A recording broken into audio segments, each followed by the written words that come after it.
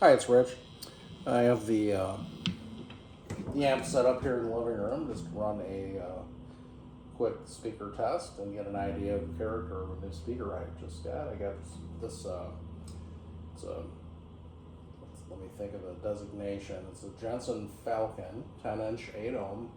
I believe it's a C1040FA. The FA stands for Falcon. And it is an 8 ohm speaker.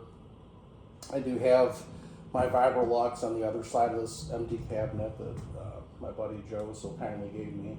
Just to have the one speaker in it, so I am running it at 8 ohms, so there's an impedance mismatch.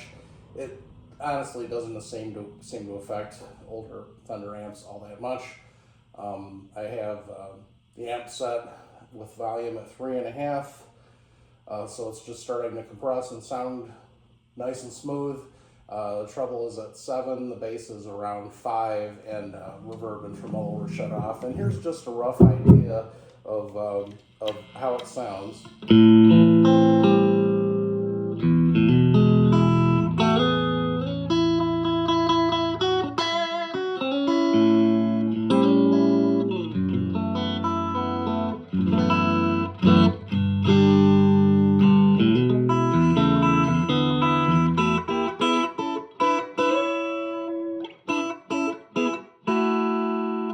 Neck position,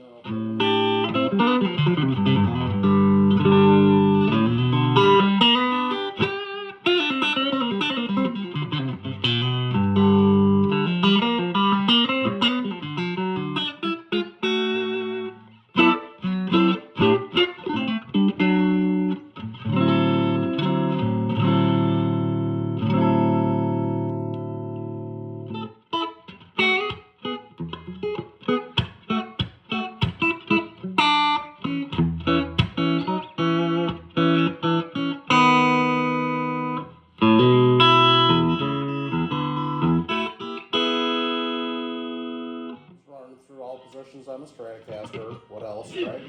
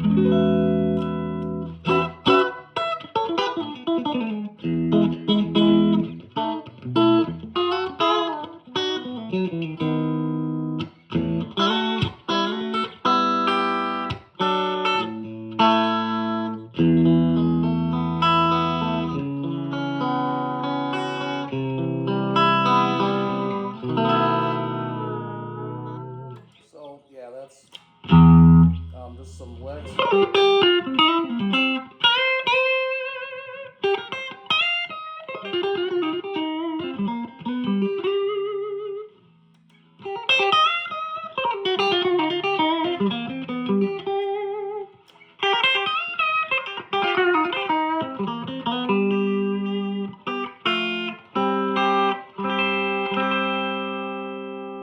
speaker feels a little bit tight. It is brand new out of the box, never been played before, so I'm sure it'll be just a little more eager to respond with some more use. So let me get the other two going separately, and we'll talk about those a little bit and see what the difference in tone is. I'm not going to change any of the amp settings. I'll just change which speaker is hooked up. Okay, be right back.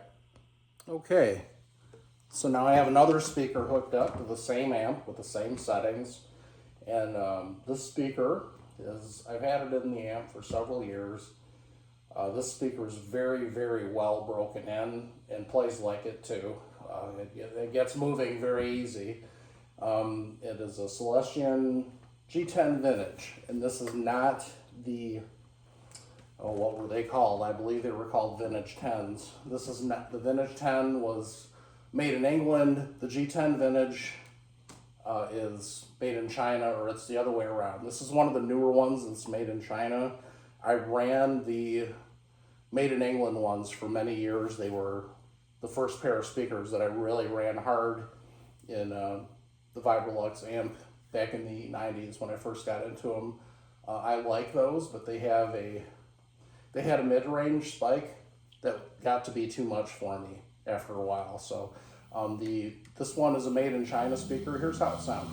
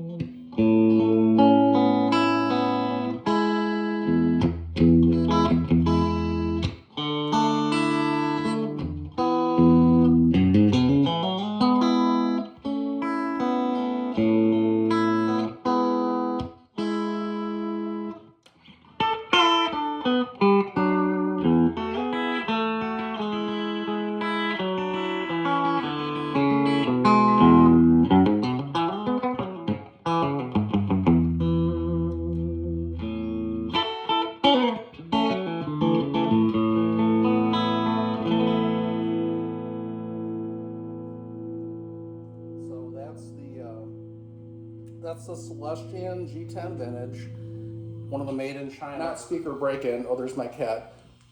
Not really speaker break-in, but like tons and tons of use on a speaker. That's what happens to them over time. I'm pretty sure the cat won't affect the guitar tone, but if it does, we're just going to have to deal with it.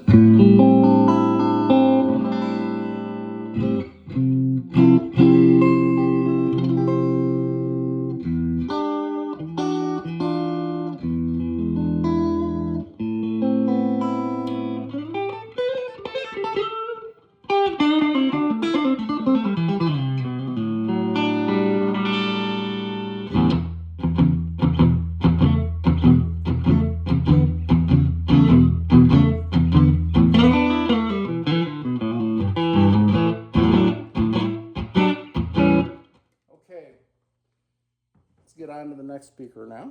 Be right back. And finally, here we are with the third speaker and the test hooked up. This one is a Jensen Jet. It is a, let me think now, C1050EL, also known by the marketing name Electric Lightning. It's also an 8-ohm speaker. It's installed along with Celestion in this amp. I like to mix speakers a lot, and this is one of the first combinations I found that I really enjoyed playing. So here's what this one sounds like.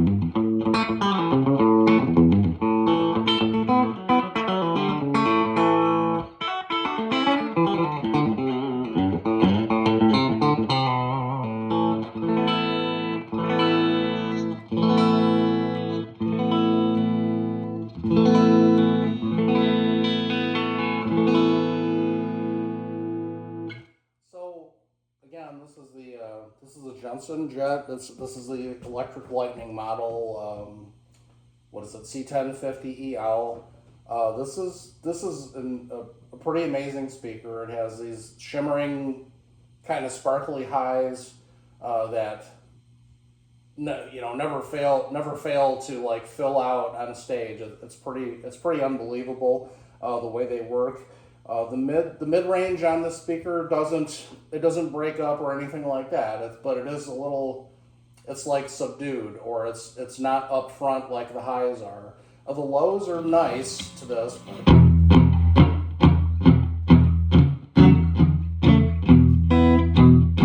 lows are tighter on this speaker than they are on the Celestion. So the Celestion, in fact, with this one, you have to work a little bit to kind of tame the high end. Make sure you don't have it. I always like to check before I play. Make darn sure I don't have too much trouble for the environment I'm playing in. I don't want to tear anyone's head off with highs.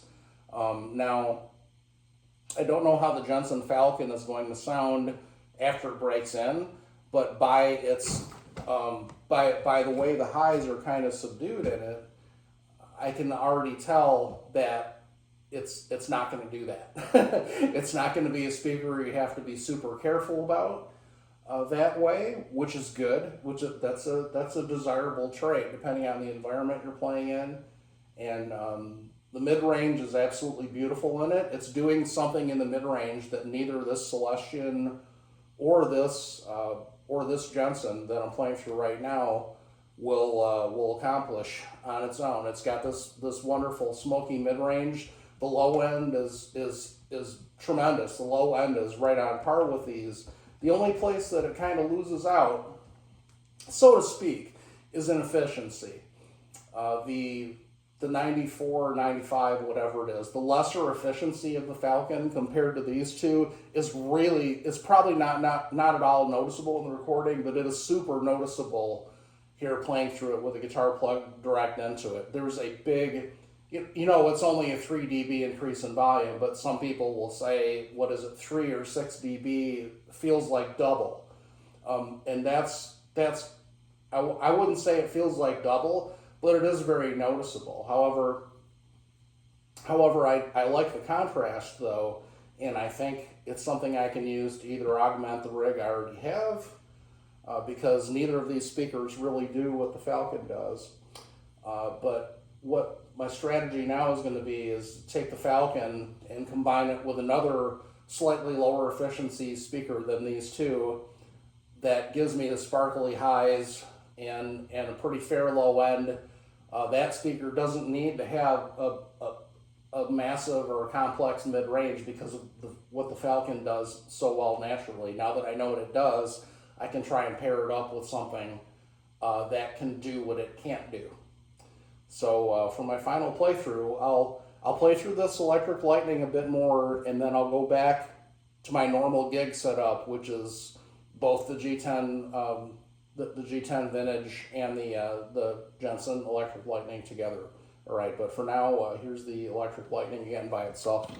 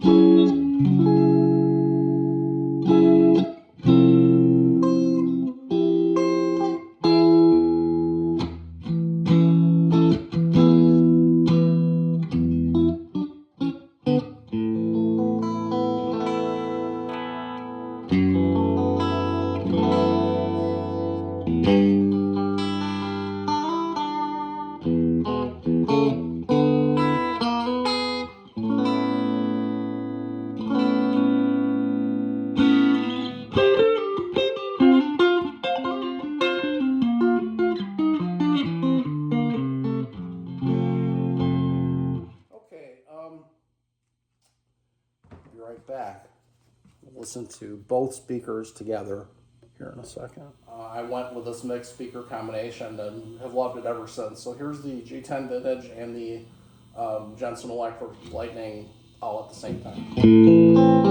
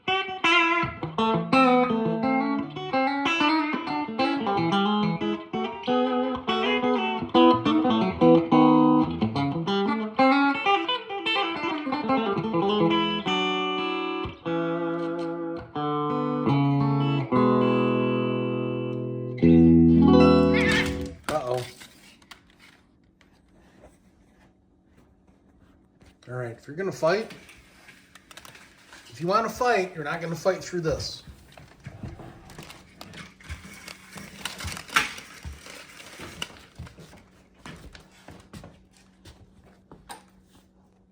Years and years ago, I liked to run a lot of low end in my guitar tone. I had a completely different tone than I had today.